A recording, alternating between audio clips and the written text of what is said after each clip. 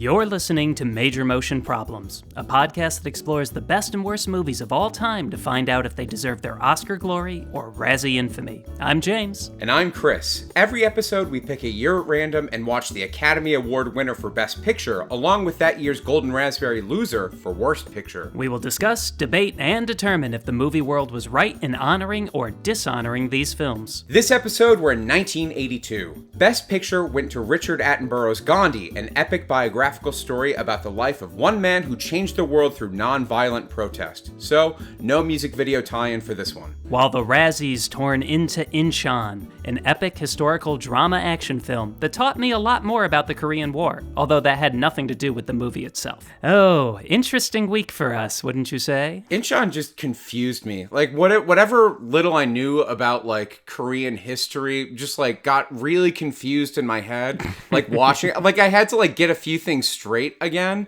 Yeah, there was a refresher period for me, too, about, like, wait a minute, what's going on? Although, not to jump into that conversation right away, one of the, I wouldn't say advantages of the film, but one of the things that happens in the film is that the characters very clearly state who is doing what and why, or at least why the filmmakers or the producers of the film think they're doing that. So we'll get into that a little bit later, though. I did want to shout you out because I was listening back to our Titanic episode.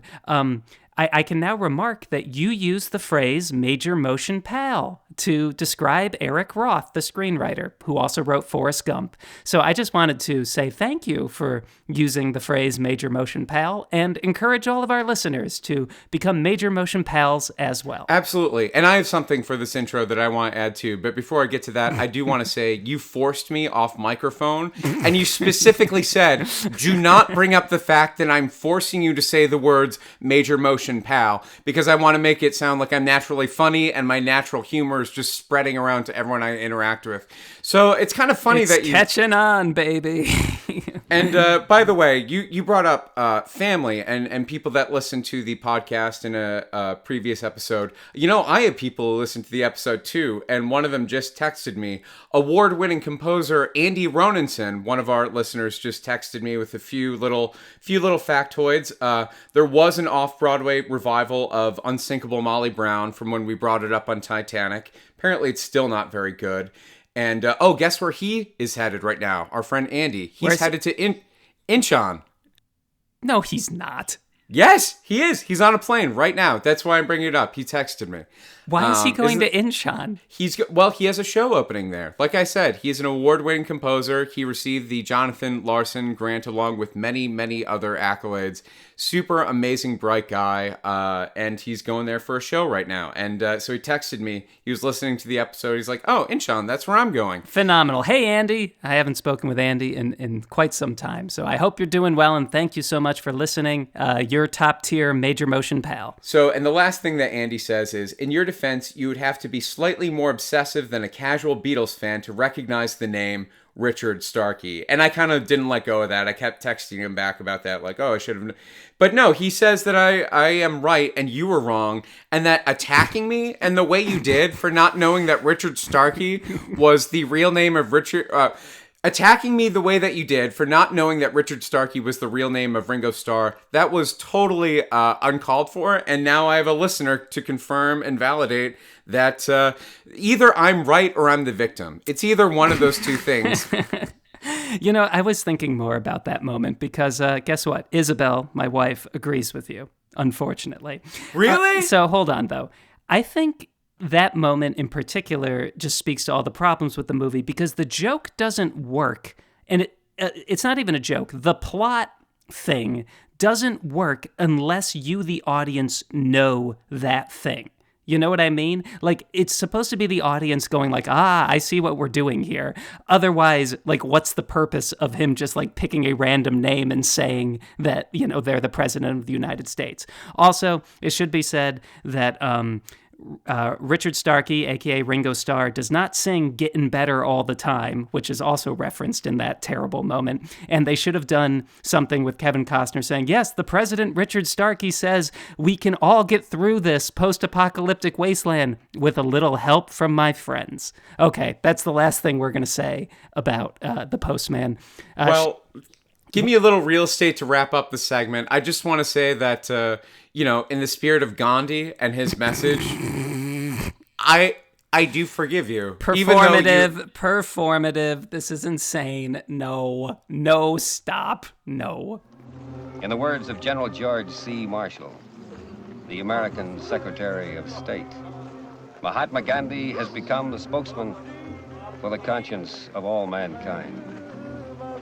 He was a man who made humility and simple truth more powerful than empires. James, listeners, it may come as a surprise to you that I'm not really qualified to talk about Gandhi, both the national activist and the 1982 biographical movie.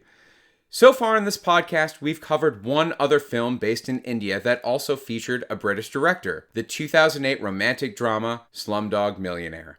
However, Richard Attenborough's 1982 biographical epic Gandhi is a much, much different film, namely due to the incredible influence of the story's historical central character. It would feel inappropriate to compare the life of Mohandas Gandhi to other figures who achieved similar national accomplishments because of the revolutionary method he preached to achieve peace.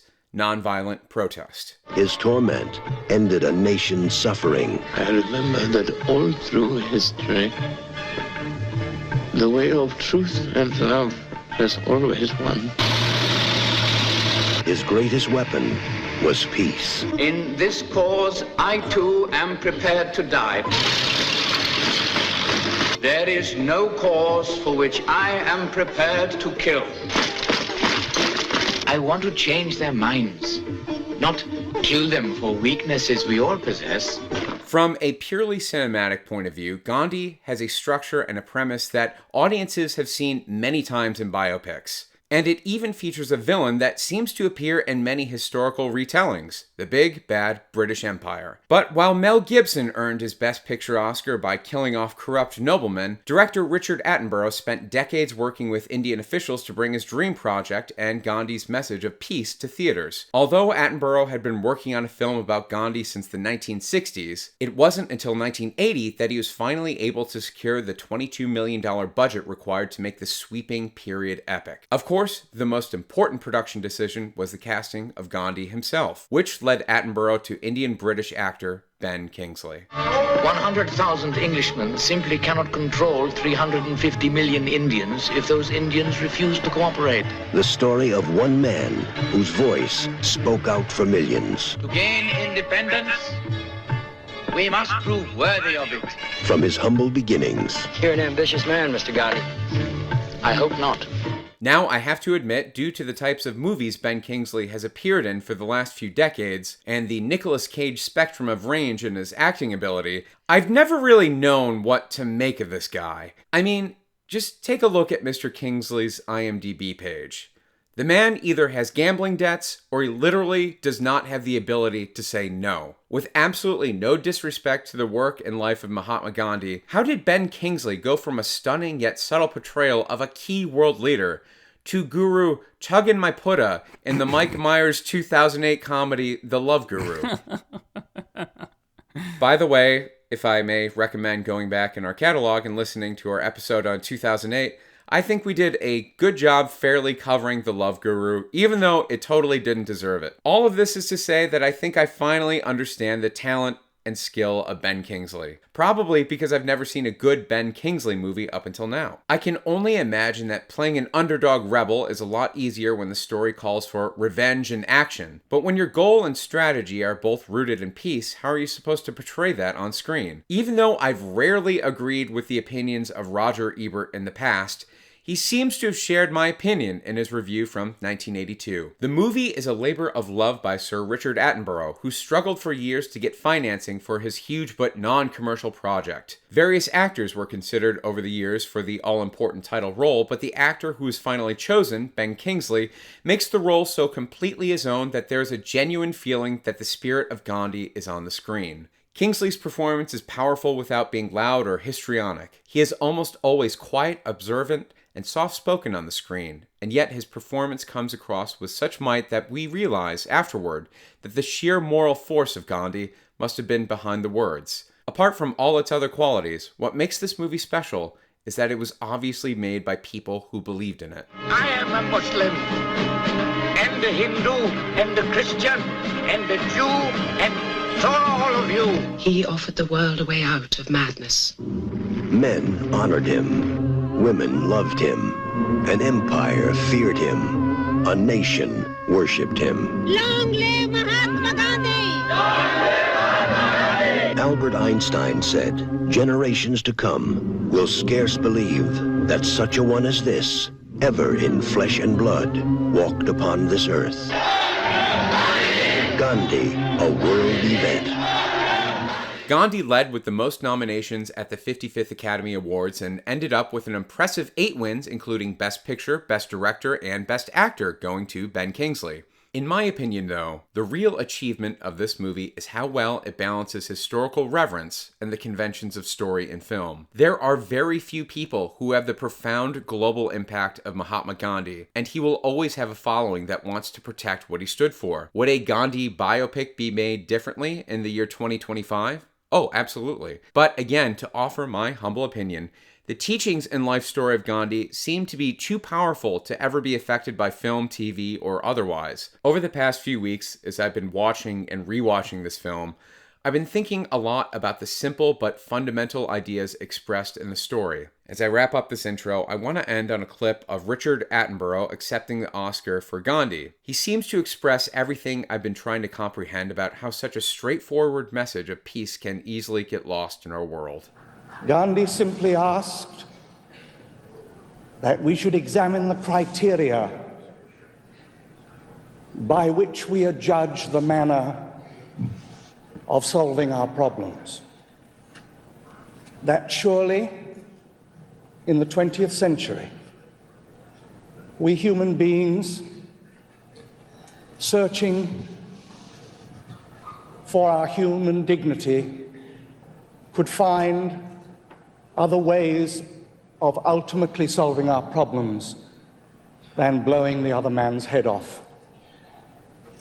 He begged us to re-examine that criteria. He believed that if we would but agree, simplistic though it be, that we would not resort to violence in the ultimate, then the route that we would take in solving our problems would be a quite different one to the one that we accept now in the acceptance of ultimate confrontation.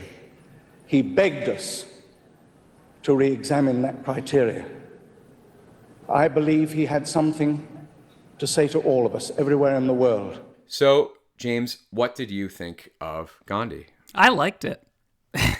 That's kind of my, I wouldn't say surprise verdict on it, but I had never seen this movie before. I didn't have a ton of interest in ever seeing it, despite just kind of knowing that it existed, and it was the Oscar winner that Ben Kingsley is probably most famous for, and gave him leeway to do whatever he wanted with his career after that. Right. And you know, thinking about it myself, maybe I would have liked this less if we saw this movie earlier in our journey. You know, but I can't help but compare it against like other movies we've watched, specifically Out of Africa. Similar epic movie, but just by the very fact that this was about something bigger than one woman's, you know, life, as interesting as her life was and worthy apparently of making a movie, this movie just kind of like sucked me in a non-aggressive, almost non-violent sort of way. And I was, you know, just struck by how well paced it was. It moved along for being a 3-hour movie. And I have more to say about it, but my headline thing is it's worth seeing at least once. I was surprised how much I liked it. Right. There's a few different major, huge elements going on in this movie. One of them is that it was made in the early 1980s by Richard Attenborough. So it can't help but have that DNA of a British movie where most of the scenes end with some sort of quippy line. Yes. You know what I mean? Yeah, no, maybe I'm a sucker for that, and it did not get annoying to me, although it really can, though. But if you had to like every time the director appeared in the credits and you had to say close your eyes and then be like, guess who directed this? Everyone would be like, I don't know, a British guy maybe or an American guy. I was thinking of the scene. Do you remember when Gandhi is on top of the train with the other gentleman and they're about to go into the tunnel? And, the other gentleman is like terrified because he's never been on top of a train about to go into a tunnel and everyone is ducking. And one of the other people on top of the train says, this is when it's a good time to be Hindu. Like making a joke that it's like, this is a good time to pray and believe in God. There's a lot of that. There's a lot of self-aware, meta contextual commentary that is in every line. And maybe that's why it worked as well for me as it did. Now, to say it though, is that the way that you do a historical epic? Should you be so focused on entertainment that you keep things moving along, or do you try to capture a more realistic portrait? Because the other movie that this reminded me of that we watched in terms of like hagiography and just like idolizing one character is Braveheart. And Braveheart has a very similar structure, a very similar, like, well-paced, well-executed scenes that have very clear beats of action and all build to that obligatory moment that we learned about in screenwriting school, And this is going to be a more memorable movie for me just because, obviously, Gandhi is a real person and his teachings are extremely important, and you can only marvel at the global effect that he had. But at the same time, this is entertainment as well. Right. And here's one of the key large elements of Braveheart versus a movie like Gandhi. And I think it's something that is maybe so profound that it's unsaid, but I think it's worth saying on this podcast, with all due respect to Mahatma Gandhi, is that he is a figure in the global worldview that is so powerful that some films and some TV projects about him do not get made just because of his following, which is a very profound. I'm not saying that's a bad thing at all. That's to protect to protect someone at the center of a following is a very devout, sacred thing. You know what I mean? Sure. There's no following like that around William Wallace. There's no one saying like, you better not mess up the historical accuracy or, we're going to come after you. Yeah. However, Mahatma Gandhi, he didn't just free a country. He changed lives. He brought up people's quality of life. I sound so simple and so uneducated speaking this way, but I think his impact is on such a scale that it's kind of hard for us to wrap our minds around, and that's why there haven't been a million Gandhi movies over the years. This film took a lot of effort to get made. It was a co-production with India. I mentioned that Richard Attenborough had been trying to make it since the 1960s, and other people had been trying to make it too. He wasn't the only one.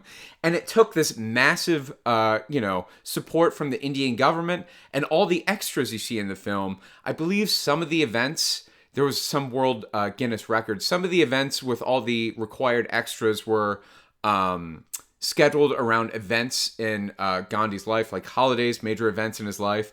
And so it didn't just become a filming event. It became sort of a mass, I don't even know what to call it, appreciation event, an appreciation of his work and his teachings. A spiritual event, a religious event.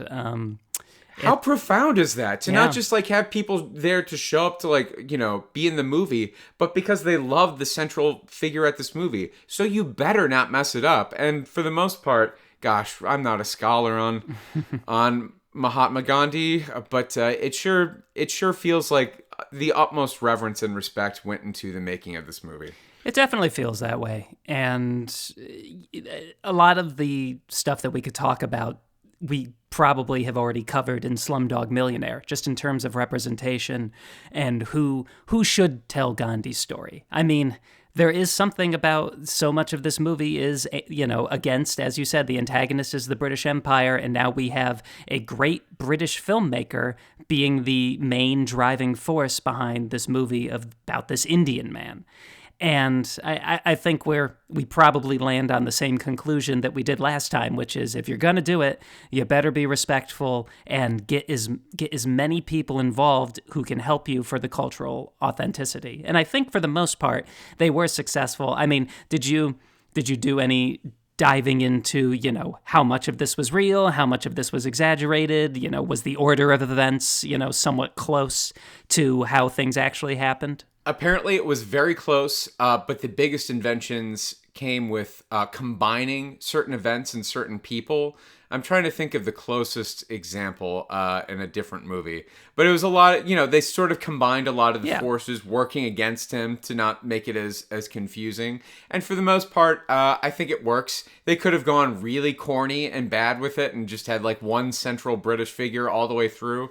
But the reality is that, Great Britain economically exploited India for so many years in so many different ways that there are so many different powers working against them. For example, like the sort of the inciting incident that sets Gandhi on his journey is the event in the railway passenger car. Mm-hmm. And it has to do with his ticket and where he's allowed to sit. And by the end of the movie, the major issue that he's confronted with is the different religious factions and what part of the nation is going to become Pakistan. And I am so sorry if I am misstating any of this. This is the film as I understood it. Maybe historical events are a little bit different. But by the end of the film, he's dealing with completely different things than at the beginning of the movie, which is kind of interesting. It's just this country has just been oppressed in so many ways by Great Britain that it's also kind of interesting that Richard Attenborough directed it, and you can really tell that the British stuff is all super authentic British stuff. Like, well, you know what I mean? He knows that part quite well. Like, as opposed to Braveheart, where like the English bad guys. I remember in our Braveheart episode, I said I love Longshanks because he's basically just a Looney Tune. Right. He's just snidely Whiplash. Like, I hate you, and also I'm cruel, and also I have the wrong opinions about things. Whereas in this, it's you can tell that an actual British director was creating the British villains as opposed to Mel. Oi, how about he's just evil and a Looney Tune, oi? To go back to something you just said, which I thought was very astute. You spoke about this is the film as I understand it, and these are the events, and you were able to name a very specific moment. What this movie does really well is this is going to sound really simple, but it is focused entirely on Gandhi. Big surprise. The movie called Gandhi is focused entirely about Gandhi. What I mean by that, he pretty much is in every scene. This point of view is so firm that we can only experience events that Gandhi is there for or is observing. And what that does is it builds this very interesting character arc that starts Gandhi as not a flawed man, but a naive man who, through other sources, other characters, other experiences, slowly, by the end of the first hour, develops his philosophy of nonviolence and non-confrontation. And his beliefs are tested from then on at every turn. And what the movie does is it kind of just asks the question, is this the thing that is going to break this point of view that you've built that is so strong? Braveheart, that jumps out of William Wallace's point of view quite a bit. Out of Africa, most of it is through Meryl Streep, but we do get some Robert Redford-centric stuff towards the end of the movie. By having Gandhi front and center and pretty much in every scene, you really do experience, like, maybe this is what it's like to have an awakening, to be so sure of what you want to do with your life, that to be that little, drop in the rain bucket that may cause the ripple that changes everything. Maybe this is what it actually is like. And that is, that's a triumph of the script. But also, we keep saying Richard Attenborough. I mean, he made good on his dream here. Like, the reason that we're able to talk about it like this and about these feelings that we don't normally talk about on this podcast is because of his direction and getting that performance from Ben Kingsley. You're right. Do you mind if I ground us a little bit with a Richard Attenborough Jurassic Park joke really quick? Yes, hit it. To summarize what you just said in that 20-second block, he spared no expense. Thank you. Yeah, no, this is... to go back to how we started off this section, I think it's not even really a flaw, but the biggest thing that you can point to in saying this is clearly a movie of the early 80s by a British director is the format and the style, because it does feel very much like any other British directed World War II movie. You know what I mean? Let's pause on that a little bit. Like, how familiar are you with the movies of David Lean? So that's Lawrence of Arabia, Dr. Zhivago, the name when it comes to epic movie. Please don't embarrass me, but it's medium to low. But please don't embarrass me, but it's medium to low. I'm not embarrassing you. I think, let's see, I've seen Lawrence of Arabia and Bridge over the River Kwai. So Yep. those are the two I've seen. I've never seen Dr. Zhivago. I've never seen A Brief Encounter, which is a funny title because I think the movie is like 3 hours long. But those movies, I mean, Lawrence of Arabia is from the 60s. So it's interesting that they kept making this type of movie, or that this was an expected format from British directors, especially all the way into the 1980s. Right. Because, yeah, you're right. This feels like a movie from like the mid 60s or something. Yes, very traditional in that way. To connect with what you're saying to the cinematography and the feel of Lawrence of Arabia, the sweeping shots with the literal like hundreds of I forgot how many extras, thousands of extras. It is like one of those films that get advertised as like Cinerama-scope or whatever, that it's just like so wide and so impressive that actually the scope of the movie is part of the advertising. It was just like so amazing to look at that part of me was forgetting like only a few years later Back to the Future would come out and we're in the 1980s and not sometime in the 1960s. The style is very you can absolutely tell this is a British director. Not that it's a bad thing, but apparently this movie is apparently this movie was positively received in India, unlike Slumdog Millionaire. Right. How successful was this financially? I have to imagine it was, a modest box office hit, if not a major one. Gandhi had a budget of $22 million, which I mentioned in the intro, which is about, I think it's on the medium to low side in the early 1980s, and made back $127.8 million. Yeah. Which is massive. That speaks to, it was an event movie. Everyone had to see it. Right. Can you, I'm trying to play this game in my head. If they were going to make an epic movie like in this way, in this style, about a figure today, and even if it's like a figure that has been portrayed before, whether that's Jesus or Elvis or anyone, like who would it be? Would it be Travis Kelce? Would it be, right? Well, or is there any interest for this type of movie in 2025? Probably not. Probably not. The conversation wouldn't start at, is this figure important and relevant? The conversation would start at, so how much would the Fortnite skin be? How much can we charge for the Fortnite skin? How many followers does he have? Right. How many followers do they have? Have they gotten ratioed lately? I don't know. I don't know if we can really take, Mother Teresa. She's not doing too well on her platform, so maybe not this year. Sorry, Teresa. But like, especially for religious or spiritual figures, especially, like, this got normal audience goers. You know what I mean? Like the ones that only go to movies for entertainment, somehow, based on that box office, and granted, it has an entire nation, excited to see it as well. I'm very American-centric, when thinking about this sort of stuff. So, but this, it's a conversation thing. You want to be the one to say that you saw this movie. But I can't imagine something like this uniting the world in the way that it apparently did when it came out in the 80s. Yeah, it's quite an achievement. And to think that like Oscar voters in the early 1980s went for this is really, really interesting, because I don't want to be presumptuous, but I imagine that this is the first time that a lot of Oscar voters like sat down and like learned the complete full story of Gandhi's life. Yeah, no doubt. Yes. I don't want to assume too much about the Hollywood crowd in the early 1980s, but when they're taking a break from their pool parties. Maybe they're not, taking a look at Indian history and the history of nonviolent protest. Maybe they were, maybe they weren't.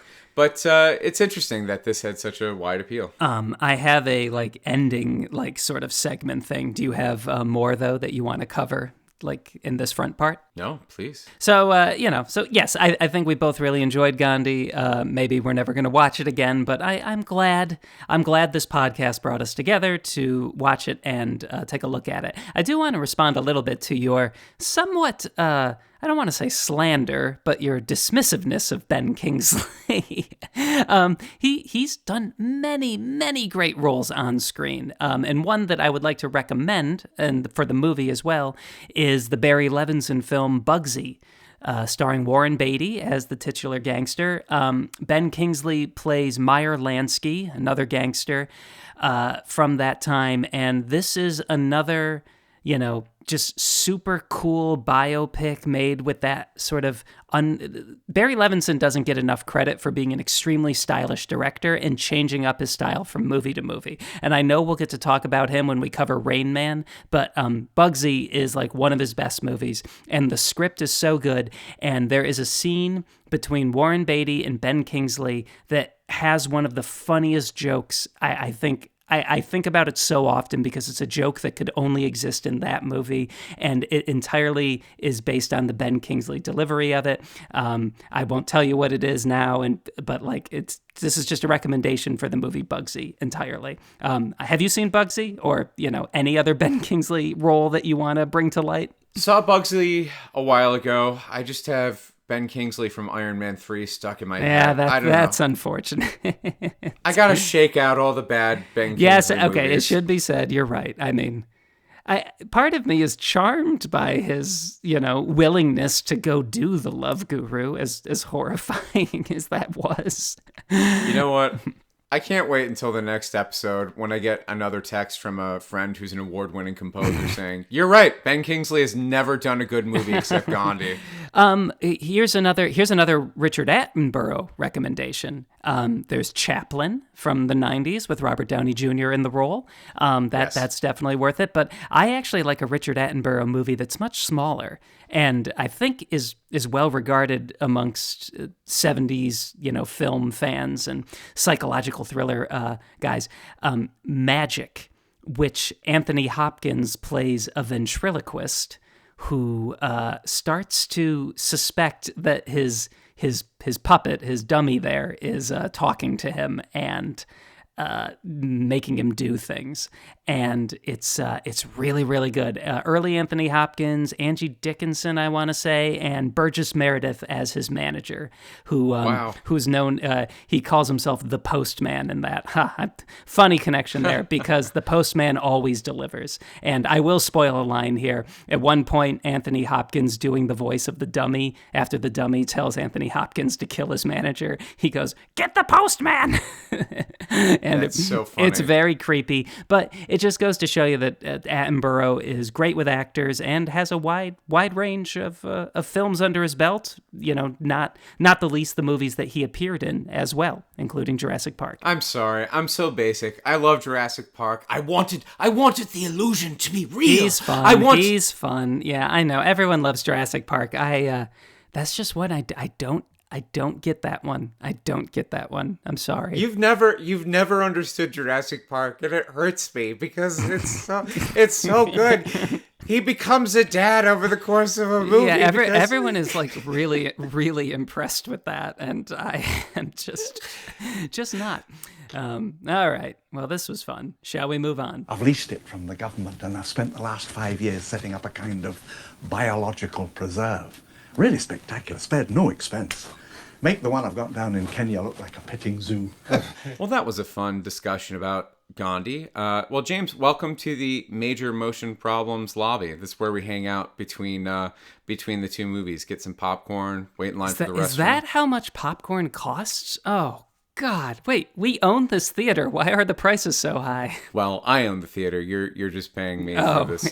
Sure. But so during the major motion problems, what I'm calling the literary intermission is where we broaden our minds a little bit and we talk about books about films and filmmaking and filmmakers instead of just talking about movies, so we can, enrich ourselves a little bit. For the books about movies. We're going to break away from movies by reading books about movies. So for the last few episodes, I've been mentioning this book I've been reading called The Battle of Brazil by Jack Matthews. It's really, really fascinating, and it's all about Terry Gilliam making Brazil. And it's almost it's in the last chapter. It's on the last page, actually. He brings up Universal Studios, Howard the Duck, and Out of Africa, and just what was at stake at the time. Whoa, greatest hits for us.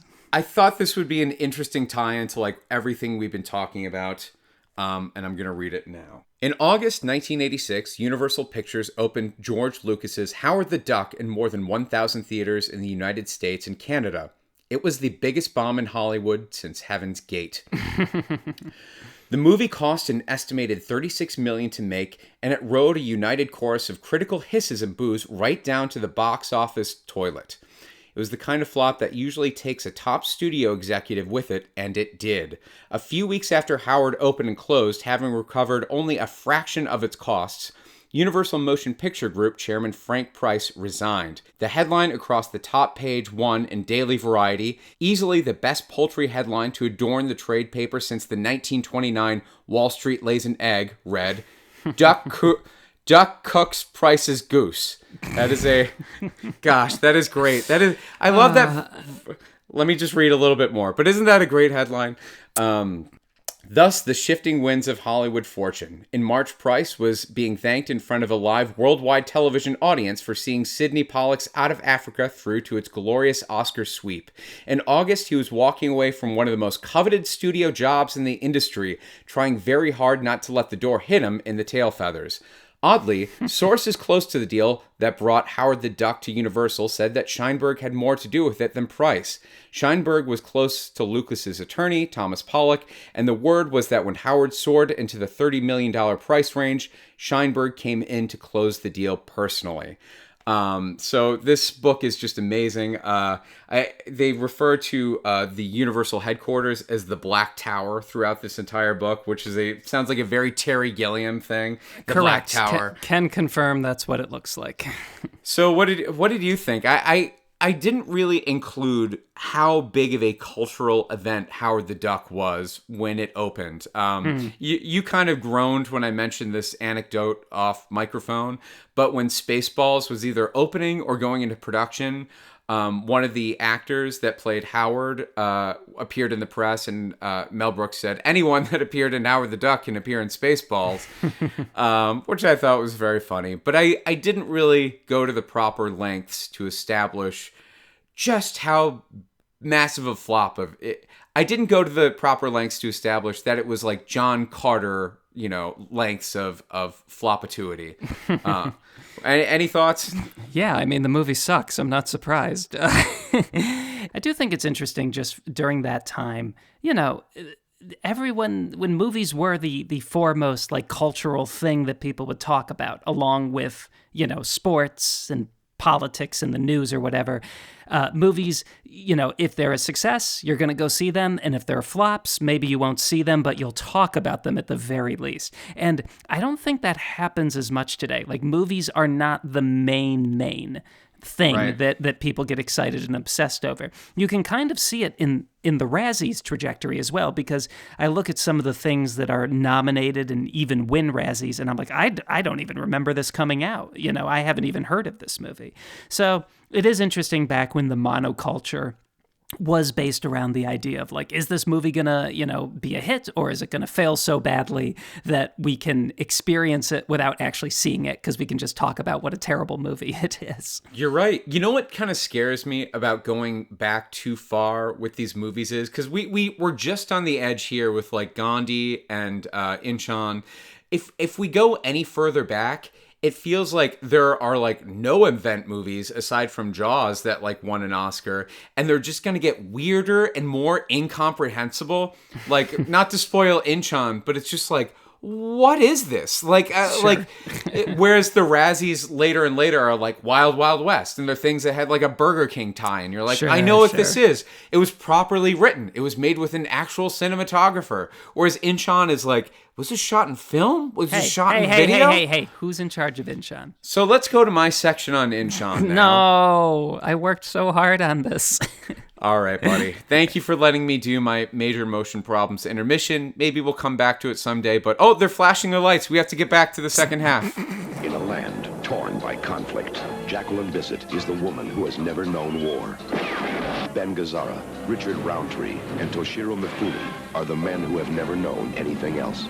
And Sir Laurence Olivier is General Douglas MacArthur, who guided their destinies to a place called Inchon, rated PG. Well, Kris, it took us 14 episodes, but we're finally covering a movie that has never received a proper home video release since it bombed at the box office. The easiest way to watch Inchon, a historical action drama romance about the turning point of the Korean War, is on YouTube, where someone has uploaded a pixelated rip of the movie taped off the Good Life TV network.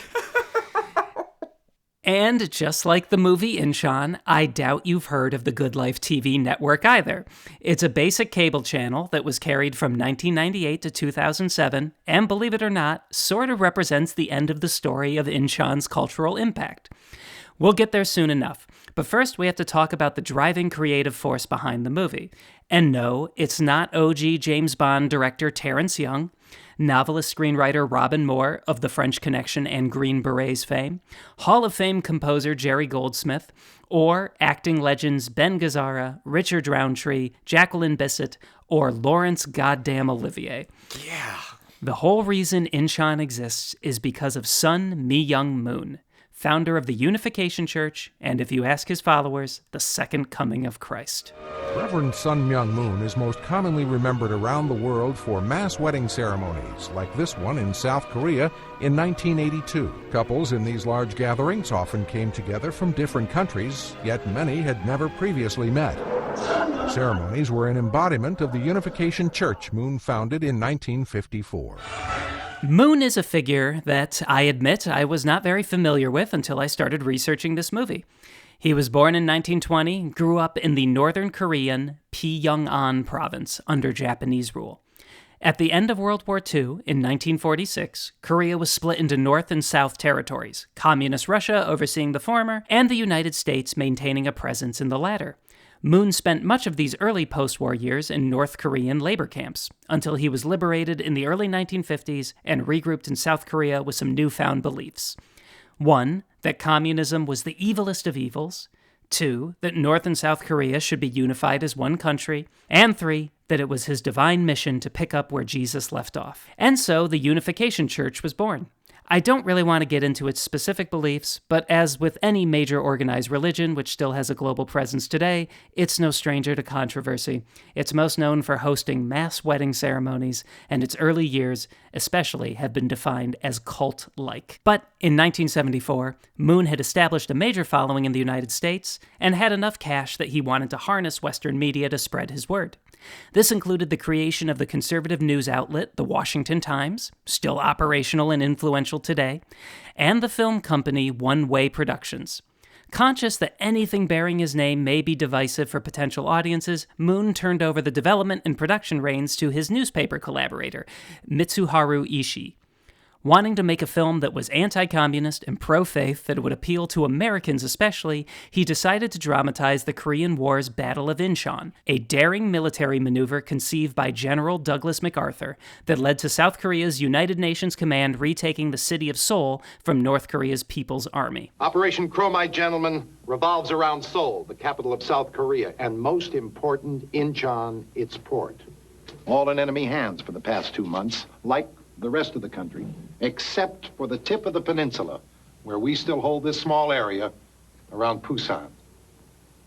Busan, I repeat. And not Dunkirk, as most of the newspapers would like us to believe. Because General MacArthur has no intention of being defeated, nor is there any question of a withdrawal. Any war film is an ambitious undertaking, especially for two men with a lot of experience in ministry and zero experience in movie making. But, as mentioned before, Moon and Ishii had enough money to attract major talent on both sides of the camera, offering hefty paychecks for the cast especially. The biggest went to Laurence Olivier, who was firmly in the lifestyle maintenance portion of his career, and wasn't going to turn down $1 million payday plus per diem to play MacArthur. According to Terry Coleman's biography of the GOAT actor, Olivier took the role as seriously as anything else he ever did, and visited the MacArthur Museum in Norfolk, Virginia, and even interviewed MacArthur's aide-de-camp Alexander Haig, future Secretary of State under Reagan, I believe. And if you think that's a lot of time and effort for a project that ended up being considered one of the worst movies ever made, I think now is a good time to mention that outside of its odd religious origins, there's nothing about the early production of the movie that foreshadows its eventual reputation. I would go as far to say that whether consciously or not, Moon and Ishii found the right people to do what they wanted, probably because they wanted them to do something they had already done before. Director Terrence Young, in addition to helming your dad's favorite James Bond movies, had a few war pictures under his belt, and writer Robin Moore's novel The Green Berets was made into a hugely popular John Wayne film that was, by the Duke's insistence, pro-military and anti-communist. The presence of Olivier convinced other veteran actors to sign on, including David Janssen, best known as the falsely accused Dr. Richard Kimball from the hugely popular TV show The Fugitive. Also, for some reason, cultural gadfly Rex Reed makes an appearance as well. Here's a clip of his first scene in the movie. God, you don't get to send me there, do you? Johnson, he's our regular Tokyo correspondent. He's home in the States on leave. I'm a critic. I came all the way here with the New York Philharmonic, from New York, by the way. He's memorable, I'll give him that. And speaking of weird vocal performances, here's the voice Olivier landed on after all that research. General Armand? Yes, sir. I wish you to send a message to the President as Commander-in-Chief of the Armed Forces of the United States. It is with text as follows. With sadness and regret that the operations at Inchon are to be called off as at this moment. That's up there with the Daniel Day-Lewis Lincoln voice for me. Don't know if I love it or hate it. And unfortunately, based on some actual footage of MacArthur spliced in at the end of Inchon, it's not even that close. Anyway, all these hardworking folks flew down to Seoul to film on location in the blistering heat, as well as Rome, Ireland, and Tokyo, as, big surprise, multiple reshoots were necessary to capture the big battle scenes, ballooning the budget from $18 million to $46 million. Whoa! There was the usual slew of setbacks and disasters during production, including destroyed sets and the untimely death of Janssen, which required some late-in-the-process editing to preserve continuity. Moon had hoped to find a partner to share the financial burden, but never did, and the Unification Church fronted the bill for everything. So, did they pay for one of the worst movies of all time? Honestly, probably not. Oh, okay, hold on. Sure, this movie probably deserves its Razzie, but I think that's more for Moon's public persona at the time and the whole mass wedding and being investigated for tax evasion. The movie that Terrence Young ended up making is solid TCM afternoon filler and at times reminded me of other ensemble war dramas like From Here to Eternity. Not that any scene here can match anything from that movie, but it has that vibe, mixing history, romance, and big spectacle action. That said, I can't deny that a lot of the dialogue sounds like it was copied from anti-communist propaganda films, which, no matter what your political leanings, doesn't help make any of these stock characters feel like actual human beings. I could break down each plot thread, but they're all too straightforward to be interesting. And the progression of the battle is more or less what actually happened in real life, minus some Olivier speechifying, of course, because, that's why you hire the guy. So there's nothing entertainingly ridiculous about that either. The movie even fails on its anti-communism, pro-faith goals. It's all just sort of meh and not worth your time to check out. To think of the good movies that could have been made with all the money spent on Inchon, it almost makes this more than just a bad movie. It's sort of shameful. I guess I should have known there was something wrong with this movie. They started when they started offering you an around-the-world cruise if you just go to see it. That's right. They had a lottery. I don't know if anybody ever got that, but I'm telling you, even that, they're shortchanged. And Olivier, who was a great actor, seemed to think he was in another movie. At one point, one of his attacks doesn't work out right, and he turns his back to the action and says, "Take a letter." and he starts dictating his resignation to Harry Truman, and it's almost like a Shakespearean speech. He seemed to be totally in a different world than the world of the Korean War. I know, I thought he was okay, but this, it's just a waste. There was nothing special about this film. You're right. There was one thing special about it. Wasted $30 million on a movie that hardly anybody saw. When Inchon was finally released to American theaters in 1982, it came and went with very little fanfare. Apparently, the producers were so desperate for people to see the movie, they tied ticket sales to giveaway sweepstakes, promising cars, cruises, and cash prizes. The public was not tempted. Moon pulled the movie from theaters, the Razzies razzed him in his movie Real Good, and Inchon was never seen again until when in the 90s, the Unification Church bought a Texas-based basic cable channel, rebranded it the Good Life TV network, and aired Inchon for a second time in 2001, with very little fanfare. Wow. This big movie that couldn't seemed destined to be lost forever until Major Motion Problems covered it in 2025, shedding light on a film that isn't worth this long of an intro. So, Chris, what did you think of Inchon? I'm glad you ended your intro with that sort of element that makes this movie not rare, I guess, but like difficult to find at the very least. It's not difficult to find if you're looking for it, but there's no reason for you to look for it because I asked my parents, they don't even remember this movie coming out, and they were in prime see everything in movies time. It's before they had kids, Very true, but okay, here's a hypothetical, and this is what I was kind of worried about because when we were both searching for this movie, I asked, "What's the runtime of your Inchon?" Because I want to make sure that my Inchon matches your Inchon. Do you think there are other cuts of this out there? Do you think there's potentially a better Inchon out there? Maybe there is a better Inchon, but I wouldn't say that it's better by much.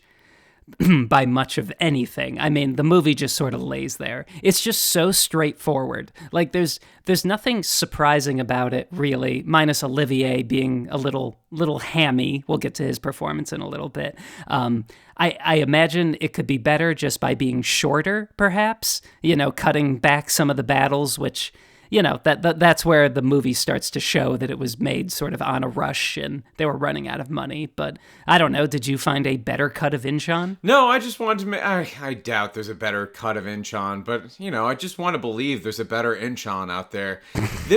Can I tell you, the movie had me in the beginning, and I was starting to get a little freaked out because I was like, I'm really enjoying this.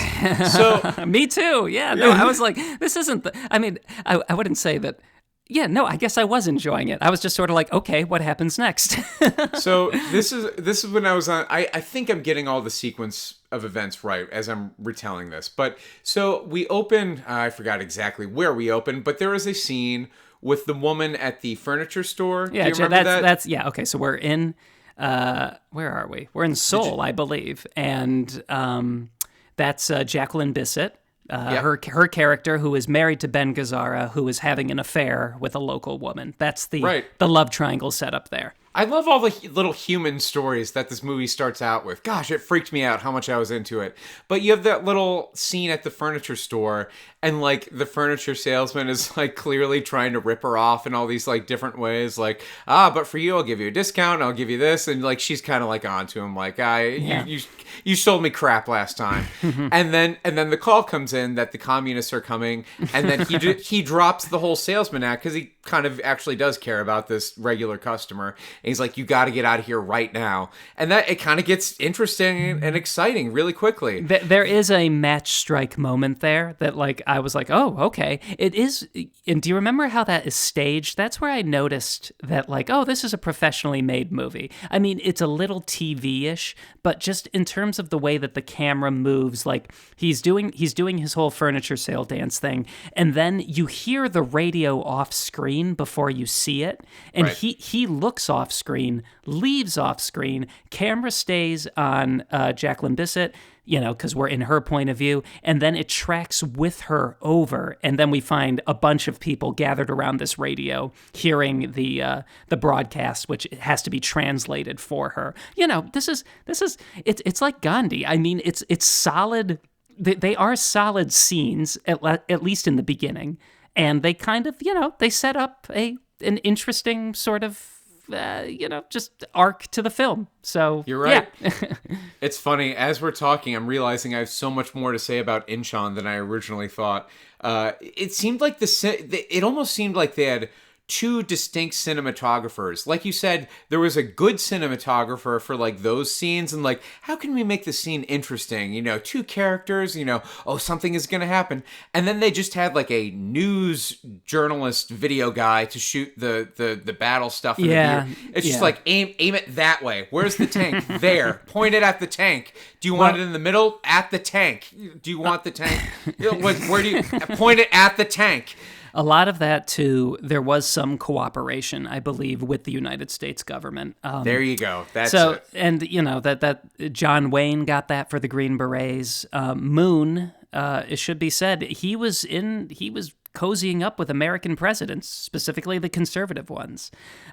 His effect is, I believe Trump attended a unification church ceremony within the last few years. We're not going to get into, critiquing a religion or anything like that, but it seems like it's an objective thing to say that Moon understood the power of having people in high places, and when he tried to make his bid into movie making as a way of spreading his message, and just if not his message, just a general, God is good, communism is bad message, he pulled out all the stops. And I want to give him and Ishii, his producing partner, some credit. They got good people to do all this, and Terrence Young, he does pretty good with the stage scenes, the big battle scenes. I think, that's when you get into Apocalypse Now territory. You're battling like the elements, and cast members dying on you. Olivier, by the way, he was, at least in his 70s,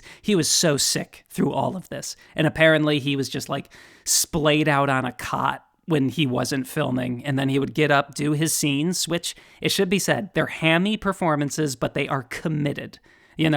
He's not sleepwalking here. One person is sleepwalking, and that's Ben Gazzara, and he always has had sort of a low energy sort of approach to acting, but usually that means he's like a brooding tough guy. In this one, he's supposed to be, a commander of American forces. He just doesn't have the gunpowder that necessary. I have to admit, some of the generals in those beige uniforms, until they took off their sunglasses, sometimes I confused the characters. I'm like, wait, that's you? I thought you were the other guy the whole time. We're also peering at this film through a couple layers of compression and then uploaded to YouTube. Gosh, that thought entered my head 5 times where I'm like, does this just look like garbage, or has it just been transferred so many times on VHS that just because some shots, they look really good, and it's like, wow, I imagine this did look really good on film, but sometimes you can't tell if it was shot on video.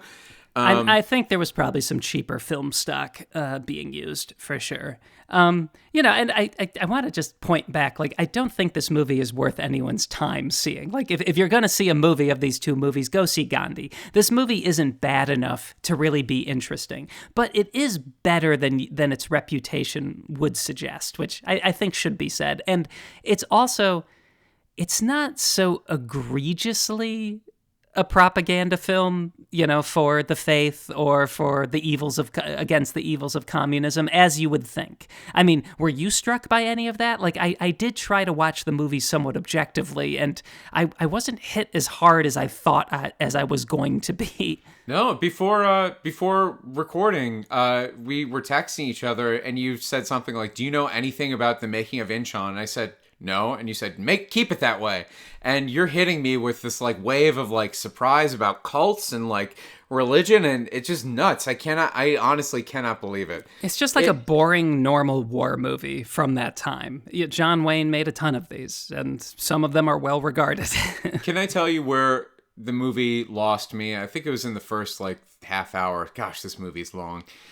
So I told you that the movie had me in the furniture store scene. I was like, oh, this is kind of cool and interesting. And the movie lost me during the press conference scene. There are many scenes shot in that one room that does not look like a room from the 1950s. It looks like a room from 1981. And it confused me so much because there's like a female photographer who's just wearing like a 1980s like beach blouse or something. And there's like a couple of guys with like their collars open like they're in Scarface over like their lapels. And then you have this weird whiny critic like coming in like that's Rex Reed. That's Rex Reed. Yeah. I for a moment I had to like rewind because I didn't know if this movie still took place in the 50s. I thought it jumped to like the 80s or current modern day. This as a kid confused me all the time when you had like a movie set in the 70s or 80s and it was period, but they wanted it to like look a little flary and flashy and cool. And so the fedoras are always a little too long and the collars are always a little too big. And you're like, what year does this take place in? It was like the 50s, but done so poorly that I genuinely didn't know if there was a flash forward in time, especially because they're in the conference lounge at the Atlanta airport in 1981. Like they're not in 1950s Korea. Yeah, it's interesting. I have a bad eye for that, I have to admit. Like at a certain point, like I just think like, oh, it's old people's costumes. Like I can't really tell you the difference between like Mad Men era 60s versus 50s versus as long as you're not being too egregious with like, disco clothes or 80s new wave punk. I mean, the film that really captures its period well is of course Howard the Duck, but we've already discussed the many great things about that. Please do not go after my dear Howard when everyone in this movie has giant disco sideburns. Disco is not dead even in the 50s. Here's an early Kris and James fight. I came to SUNY Purchase with a love of Robert Altman films, which I carry to this day, and Kris is mostly dismissive of them to this very day. And to his credit, he agreed to watch a Robert Altman film with me in the library. He said, pick one, I'll watch it. And I picked what I thought was the most like approachable one, which was MASH, which is, I used to like it a lot. I don't like it as much as I did. I'm probably not even in my top 5 Altman anymore, but it's pretty straightforward. And we put it on, and that is in the Korean War as well. We put that thing on, and the first thing Kris says about Elliot Gould is, look at his sideburns. No one would have sideburns or a mustache like that. And then you summed up the whole movie as, oh, so they just walk around and like make quips, about, the horrors of war. I was like, yeah, that's pretty much the movie. So you have an eye for accurate period detail. I walked out of the room with my nose in the air saying like, that's a bad movie and it would make an even worse TV show. I think you agreed to watch it because you did like the TV show and you're like, oh, how bad could it be? You see, do you remember a few episodes ago when one of our listeners said that you talk over me? Is that because of your love of Robert Altman and that when you don't understand the characters because they're talking over each other, that's what makes good cinema? That's the principle of Robert Altman, right? I'm not going to take your rage bait. When we're doing the very serious, important work of discussing the 1982 Razzie film Inchon. You know what I was thinking though? Like, what is the closest thing to a movie that we remember coming out, that we were alive for the release of, to this? And it dawned on me. Pearl Harbor. Do you remember Michael Bay's Pearl Harbor? I've never seen it from beginning to finish. I know Dan Aykroyd's in it, right? What a strange first thing to say about Pearl Harbor, but yeah, I think he is. Yeah, I saw it once, and I think I might have had a very similar reaction to this. But there is a tradition in these big movies of trying to tie like a romance against the backdrop of major, worldwide war or conflict. Gone with the Wind does the same thing. And it feels like Inchon is really reaching, to do something similar. I was trying to do a little bit of a diagnosis, though, because, yeah, this movie's not very good, but it's just sort of boring. Like, why is From Here to Eternity such a good movie? And that's Pearl Harbor as well. Have you seen From Here to Eternity? No, I haven't, no. Okay, it's great. It's Montgomery Clift, Burt Lancaster, I think Deborah Kerr is in the lead. It's the image though of two people laying in the sand as the water washes over them while they're kissing. That's from Here to Eternity. I don't want to say it's an overly romantic movie, but the romance does drive it. I guess it has the advantage of being entirely from the Americans' point of view. They're stationed in Pearl Harbor. The conflict comes from within the troops themselves. Montgomery Clift is like reassigned to Pearl Harbor because he's a boxer, and they want him to like get into the intramural ring and like win them a bunch of money, and he refuses to do that. So Ernest Borgnine puts him through his paces. There's all sorts of stuff like that. And his friend is Frank Sinatra, who's great in the movie. I think he won an Oscar for it. But like, it's a similar thing. It sets up these very cool little subplots. Oh, there's even an affair subplot in that one. That's Burt Lancaster. He is having an affair with another officer's wife. All of it works really, really well, and it builds to the attack on Pearl Harbor, which is sort of this cathartic release of all these plot lines coming together. Inchon, one of the interesting things it does is you get the furniture scene, and then we're into battle mode, baby. That happens, pretty early on. Like that's your Act 1 break, and the Act 1 comes at like 15 minutes. It would be nice if the movie just opened with that instead of like 10 minutes of B-roll of tanks going by. And things. Well, they got all those tanks, and they wanted to show them off. That's when it starts to feel like a propaganda film. The Northern Korean characters, there aren't really any outside of just like guys with guns who like do mass shootings and like yell at people. And again, I don't want to get religious, don't want to get into religious commentary, don't want to get into political commentary either. Obviously, North Korea is not a great place today, and the seeds of that are built in this sort of conflict. But of course, can't just look at where things are. You have to look at where they came from. And this is the result of occupations of forces post-World War II. So, and yet you still get the feeling, though, that even though you just on a base level probably don't agree with any of the North Korean viewpoint, like, it does feel like they're being a little hard on these guys and making them into complete monsters. I hadn't really thought about this until now, but Gandhi and Inchon seem to have a lot in common in that they were made by people who were not just passionate about making a film about these subjects, in one case a world leader, in another case, a war, but they were like actually connected to the subjects themselves, and that was, an engine, a motivating factor in getting these films made. More so in Inchon, maybe, because it just seems like maybe that clouded the judgment of the producer. So to talk about and you rightfully said the producer, Moon, to talk about the post-production of the film, that's when things like really got off the rails. Terrence Young, the director, who went on to, I don't remember if Wait Until Dark, the Hepburn movie, that was before this, I think. Yeah. I think he made a couple other okay movies after this one. So this wasn't a career killer. And I think he worked with Olivier again after this too. Wow. So Terrence Young, he set out to make a good movie, and I guess it was in the post-production that things went off the rails, and Moon started making all these crazy demands, like, for example, Laurence Olivier reciting the Lord's Prayer at the very end, because he wanted to outline that, really highlight that MacArthur was a devout Christian. And so that was so important for him to be in there, whether it happened or not. It probably didn't happen, and it does feel like a left field choice. And then, of course, it gets matched up to the actual footage of MacArthur, and you realize how weird Olivier's voice is. And that's the voice he chose to create. If your lead actor is like creating a character and diverging from the actual person, try not to remind the actual audience. Dude, that is literally what Terrence Young said. He said like that it's going to ruin the magic trick of the whole thing because, the Olivier performance is engaging, but it is ridiculous.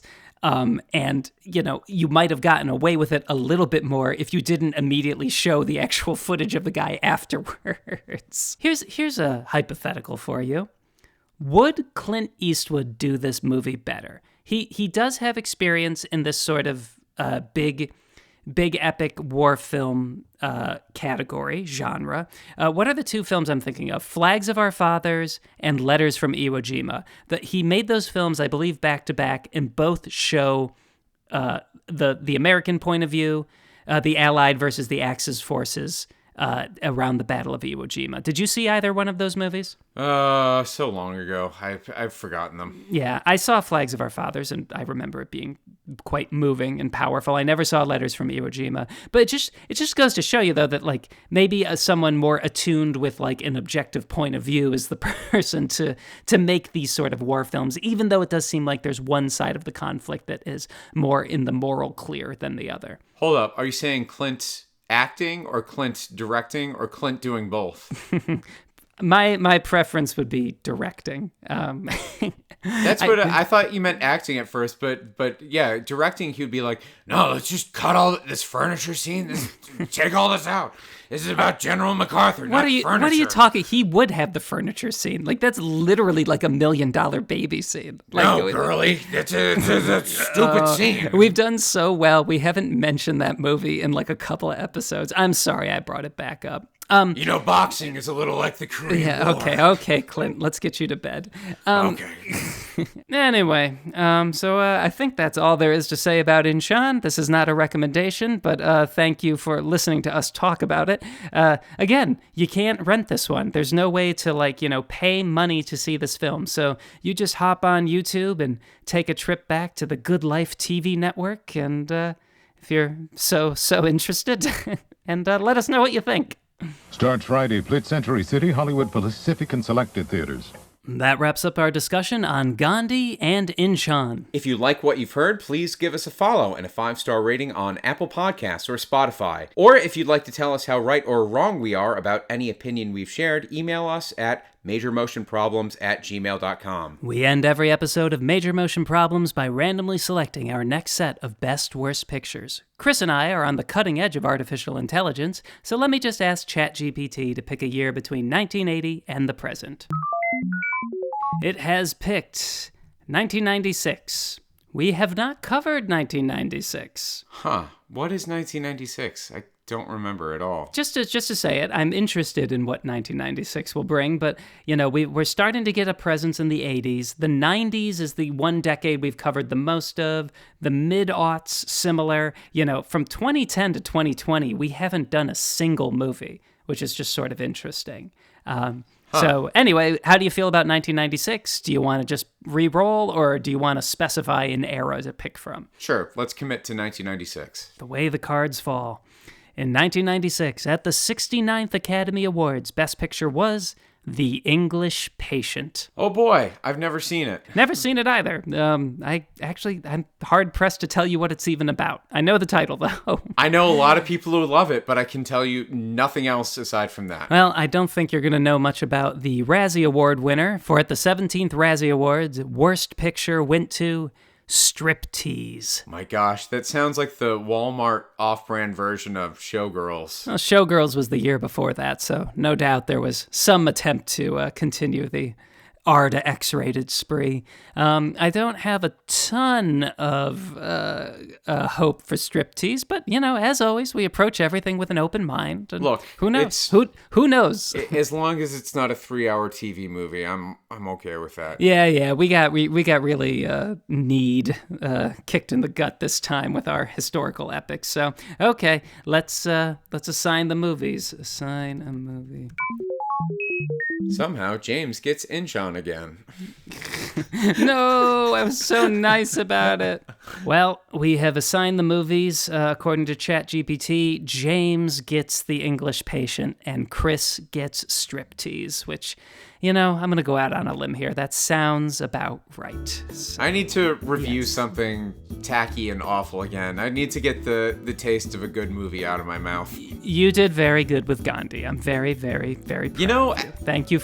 I did so much searching. There was not a single fast food tie-in for Gandhi, not a single sunglasses promotion for Gandhi, not a single American Express card. I was so lost. I'm like, does this movie even exist? We'll save you someday, Kris.